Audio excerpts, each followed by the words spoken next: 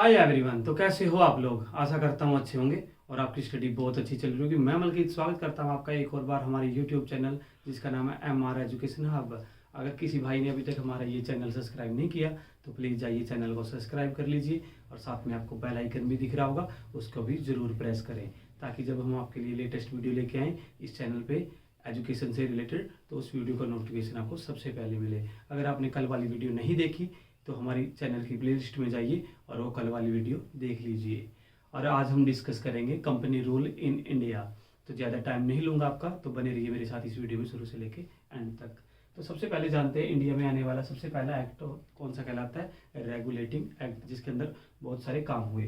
तो सबसे पहले हम जानेंगे 1773 की रेगुलेटिंग एक्ट के बारे में।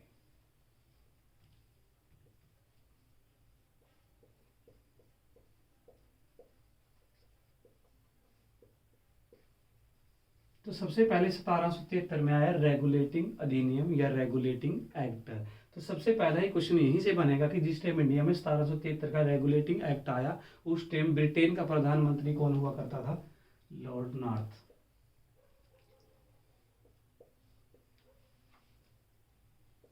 ठीक है ना, पीएम ऑफ ब्रिटेन। शॉर्टकट लिख दिया बेटा क्योंकि शॉर्टकट का जमाना है, स्मार्ट स्टडी करो, हार्ड वर्क नहीं। ठीक है ना। तो पहला क्वेश्चन बनेगा कि जिस टाइम रेगुलेटिंग एक्ट आया भारत के अंदर उस टाइम कौन हुआ करता था? PM of Britain Lord north हुआ करता था और इसी ने स्थापना की गुप्त समिति की। और ये गुप्त समिति के अंतर्गत या गुप्त समिति की फरमाइश पे बना रेगुलेटिंग अधिनियम या रेगुलेटिंग एक्ट। दूसरा काम हो जो हुआ रेगुलेटिंग अधिनियम के अधीन, तो जो भी गवर्नर हुआ करता था, कहाँ का? बंगाल का। तो गवर्नर जनरल ऑफ बंगाल हुआ करता था या गवर्नर ऑफ बंगाल हुआ करता था। तो रेगुलेटिंग अधिनियम आने के बाद उसको क्या बना दिया गया? Governor general of Bengal. Clear? तो ये काम हुए किसके अधीन? रेगुलेटिंग अधिनियम के अंदर। उसके बाद आपसे पूछा जाएगा ईस्ट इंडिया कंपनी को 20 साल के लिए क्या दे दिए गए? अधिकार दे दिए गए किसके लिए? व्यापार करने के। क्लियर? तो देखो कितने काम हो गए। रेगुलेटिंग एक्ट आया कब आया? क्वेश्चन बन गया 1773 में आया रेगुलेटिंग एक्ट। उस टाइम पीएम ऑफ ब्रिटेन का या प्रधानमंत्री कौन हुआ करता था ब्रिटेन का जिस टाइम रेगुलेटिंग एक्ट आया? तो कौन था? Lord north. और उसी ने स्थापना की गुप्त समिति की जिसकी ही फरमाइश पे आया रेगुलेटिंग एक्ट। उसके बाद ईस्ट इंडिया कंपनी को 20 ईयर्स के लिए व्यापार करने के अधिकार दे दिए गए। उसके बाद गवर्नर ऑफ बंगाल जो हुआ करता था उसको क्या बना दिया गया? गवर्नर जनरल ऑफ बंगाल बना दिया गया, जो कौन था? वारन हेस्टिंग।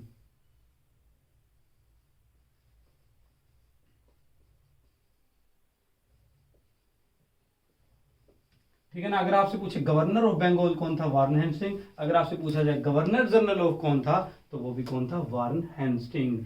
तो उसके बाद ऐसा कहा जाता है कि जो रेगुलेटिंग अधिनियम के अंदर और भी महत्वपूर्ण काम हुए। तो 1774 में स्थापना हुई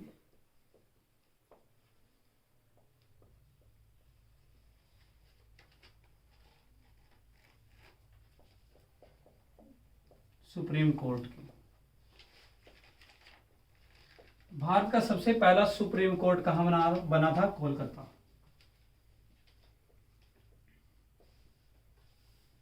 जिसमें मोस्टली ऐसा कहा जाता है 4 जज थे। जो सबसे पहला जज था जो चीफ जस्टिस हुआ करता था वो कौन था? एलिजा एम्पे।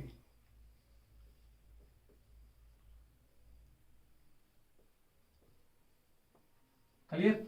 उसके बाद ऐसा कहा जाता है कि जब हाई कोर्ट की या सुप्रीम कोर्ट की स्थापना हुई कलकत्ता में, उसका जो जज हुआ करता एलिजा एम्पे था। और रेगुलेटिंग अधिनियम के अंतर्गत क्या कहा गया? अगर कोई भी कर्मचारी ईस्ट इंडिया कंपनी का क्या लेगा, किसी भी तरह का उपहार या गिफ्ट लेगा, उस पर पूरी तरह से रोक लगा दी गई। उसको क्या माना जाएगा? एक रिश्वत माना जाएगा। इसीलिए पूरी तरह से बैन कर दिया गया रिश्वत लेना। और उसके बाद अगर ईस्ट इंडिया कंपनी के किसी भी कर्मचारी के पास लाइसेंस नहीं होगा व्यापार करने का तो वो व्यापार नहीं कर सकता। पूरी तरह से बैन लगा दिया गिफ्ट लेने पे और विदाउट लाइसेंस के क्या करने पे? ट्रेड करने पे या व्यापार करने पे।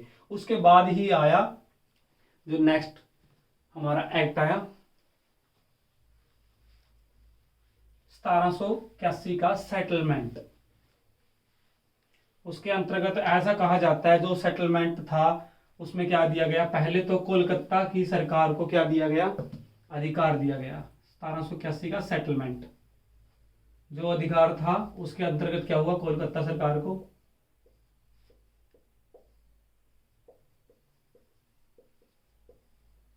विधि बनाने का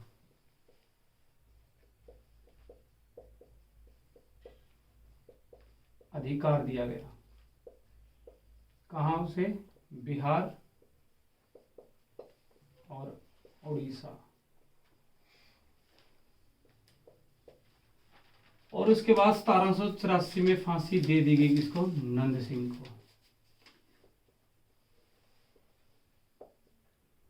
तो सबसे पहले इसकी भी स्टोरी जानते हैं कि नंद सिंह को फांसी क्यों हुई। तो बात क्या हुई, जिस टाइम मैंने आपको बताया कि जो हाई सुप्रीम कोर्ट बना कलकत्ता के अंदर, जिसका जो जो मेन चीफ जस्टिस बना कौन था, एलिजा एम्पे। और उस टाइम गवर्नर ऑफ बंगाल कौन था, वारन हेस्टिंग। तो ऐसा कहा जाता है जिस टाइम गवर्नर ऑफ बंगाल हुआ करता वारन हेस्टिंग, तो अपने जो अधिकार थे उनका क्या करने लगा, गलत वे से प्रयोग करने लगा। जिसका दिल करता था उसी को उठाकर उस पर किसी भी तरह का आरोप लगाता और कहाँ भेज देता था, सुप्रीम कोर्ट। क्योंकि उसकी दोस्ती हुआ करती थी किससे, एलिजा एम्पे से। और एलिजा एम्पे दैट दिस पे क्या करता मुकदमा चला दे करता, उसने फांसी तोड़ दे करते।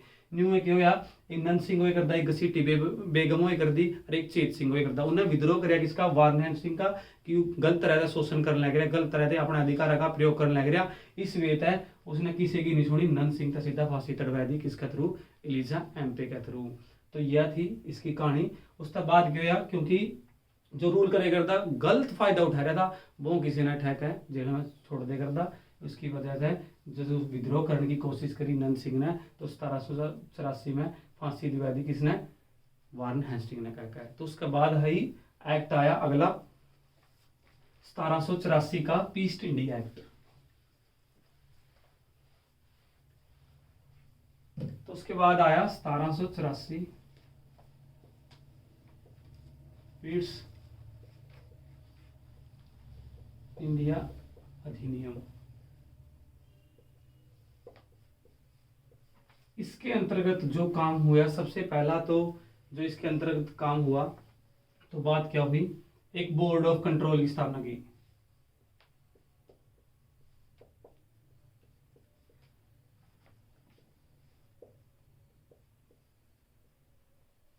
कहां पर, इंग्लैंड में।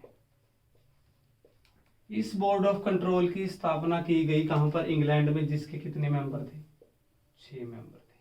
इसका काम क्या हुआ करता था, कोई भी अगर गवर्नर जनरल क्या करेगा, अपने जो अधिकार है उनका गलत वे से क्या करेगा, डिसीजन लेगा, गलत वे से डिसीजन लेगा, उस पर कौन कंट्रोल करेगा, बोर्ड ऑफ कंट्रोल, जिसकी स्थापना इंग्लैंड में की गई, जिसके 6 मेंबर हुआ करते थे। ठीक है ना, वो डिसीजन लेंगे कि उसका जो रूल रेगुलेशन कर रहा है वो अच्छी तरह से कर रहा है कि नहीं कर रहा है, जो किसका काम था, बोर्ड ऑफ कंट्रोल का था। उसके बाद एक कोर्ट की भी स्थापना की गई, कहां पर, इंग्लैंड में।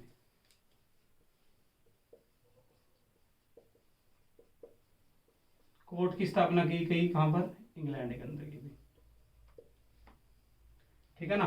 और उसके बाद ऐसा कहा जाता है कि 1784 में जो मैंने आपको बताया था कि उसको फांसी दिलवा गई थी, उसके बाद ये सुधार किए जाने लगे, क्योंकि जो ब्रिटेन की सरकार थी उनको पता लग गया था कि जो वारन हेस्टिंग गवर्नर जनरल वो अपने अधिकारों का क्या कर रहा है, गलत वे से फायदा उठा रहा है या उनका शोषण कर रहा है।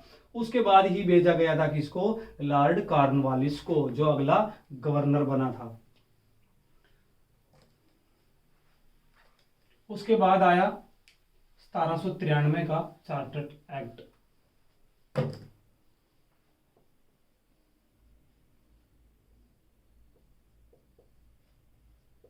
अधिनियम,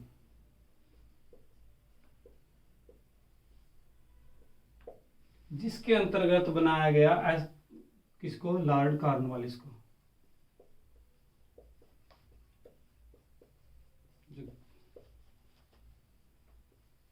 क्योंकि जो वारन हेस्टिंग था गवर्नर जनरल ऑफ बंगाल, उस पर क्या लगाया गया था, अपीचमेंट, कहने का मतलब महाभियोग का मुकदमा दर्ज किया गया और उसको अपने पद से हटा दिया गया था। उसके बाद कौन आया था, लॉर्ड कॉर्नवालिस।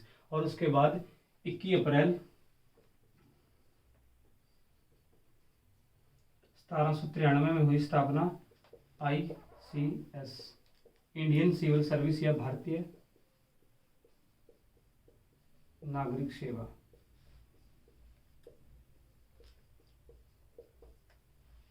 क्लियर। तो 21 अप्रैल 1793 में स्थापना हुई ICS की या भारतीय नागरिक सेवा, जिसका फादर किसको कहा जाता है? लॉर्ड कॉर्नवालिस को, फादर ऑफ ICS यानी इंडियन सिविल सर्विस, जिसका फाउंडर या फादर किसको कहा जाता है? लॉर्ड कॉर्नवालिस को कहा जाता है। उसके बाद हमें पढ़ना होता है 1813 का चार्टर्ड अधिनियम।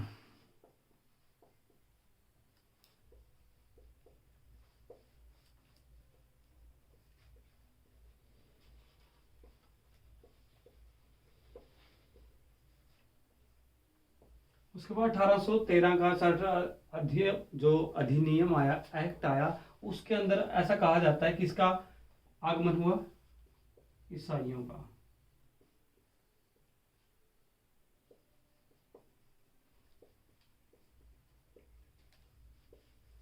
तो ईसाइयों ने क्या ली? एंट्री ली कहाँ पर? इंडिया में। और उनको कहा गया, उनको अधिकार दिया गया कि आप इंडिया में आके ईसाई धर्म का प्रचार कर सकते हो। उसके बाद ऐसा कहा जाता है कि हमारे एजुकेशन के अंदर बाइबल को ले लिया गया था और इसके बाद ईसाइयों ने अपना धर्म का प्रचार करना स्टार्ट कर दिया था। उसके बाद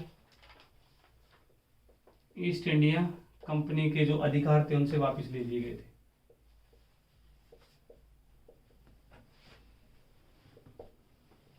ईस्ट इंडिया कंपनी के जो अधिकार हुआ करते थे वो सारे वापस ले लिए गए थे।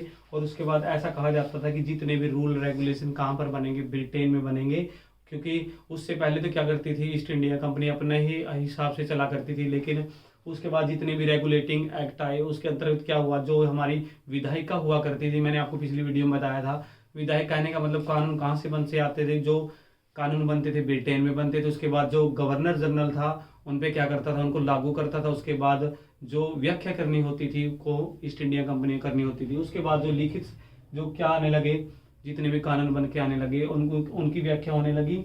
और 1813 में जो चार्टर्ड अधिनियम आया उसके अंतर्गत किसको?